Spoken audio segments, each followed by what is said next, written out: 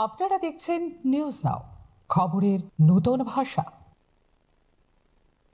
Forum of civil pension association ने 8वें पे कमीशन के तहत पेंशन रिवीजन को साफ तौर पर शामिल करने, एलआईसी और बीएसएनएल पेंशनर्स के एरे रिवीजन को लागू करने, सरकारी खाली पदों को जल्दी से भरने और कॉन्ट्रैक्ट पर काम करने वाले कर्मचारियों को रेगुलर करने की मांग को लेकर धरना दिया। धरना प्रोग्राम आकाशवाणी भवन के सामने आयोजित किया गया।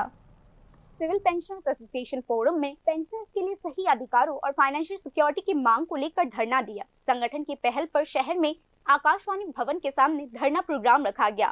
आज प्रोग्राम में अलग अलग डिपार्टमेंट्स के रिटायर्ड कर्मचारियों ने हिस्सा लिया और अपनी लंबे समय से चली आ रही मांगों को बताया और जल्द समाधान की भी मांग की।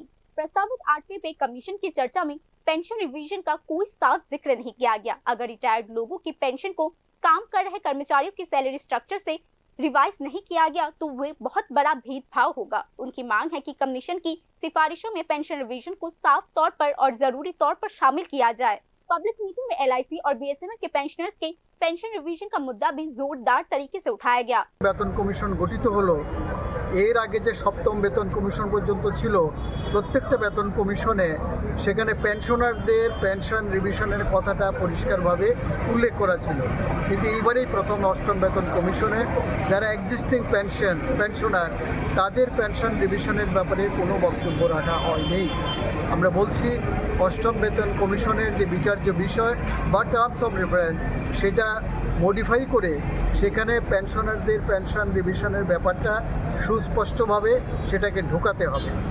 অন্য যে দাবি আমাদের আছে সেটা হচ্ছে এলআইসি, বিএসএনএল এবং অন্যান্য যারা অধিকৃত সংস্থা আছে তাদের অনেক বছর ধরে পেনশনের কোনো রিভিশন হচ্ছে না। আমরা বলছি তাদেরও পেনশন ন্যায্যভাবে রিভিশন করতে হবে এবং এই ক্ষেত্রে কোনো বিমাতৃসুলভ আচরণ করা যাবে না। মূলত केंद्र और राज्य सरकारों की अलग अलग डिपार्टमेंट्स में बड़ी संख्या में खाली पद है जिनसे प्रशासनिक कामों पर असर पड़ रहा है। इन खाली पदों को तुरंत भरने की मांग की गई है। इसके अलावा राज्य और केंद्र लेवल पर काम कर रही बड़ी संख्या में कॉन्ट्रैक्ट पर काम करने वाले कर्मचारियों को रेगुलर करने का मुद्दा भी आंदोलन की मुख्य मांगों में से एक है। পড়ে আছে কেন্দ্র এবং রাজ্য সরকারের, সেগুলোকে পূরণ করতে হবে। বেকার সমস্যার যে সমাধান সেটা যদি করা হয় তাহলে শূন্য পদগুলো পূরণ হবে। আমরা সেটাও দাবি জানাচ্ছি, শুধু আমাদের দাবির মধ্যে আমরা কেন্দ্রীভূত থাকছি না।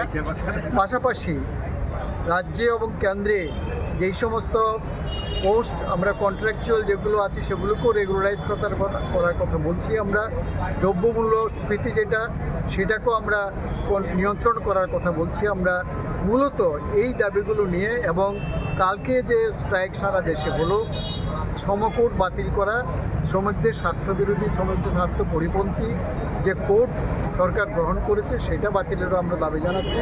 কারণ আমরা মনে করছি এর ফলে শ্রমিকদের শোষণ বাড়বে, তাদের কাজের যে সময় ঘন্টা সেটা অনেক বেড়ে যাবে। আমরা তারও প্রতিবাদ জানাচ্ছি এবং এটা বাতিল করার জন্য আমরা দাবি জানাচ্ছি। এগুলো হচ্ছে মূলত আমাদের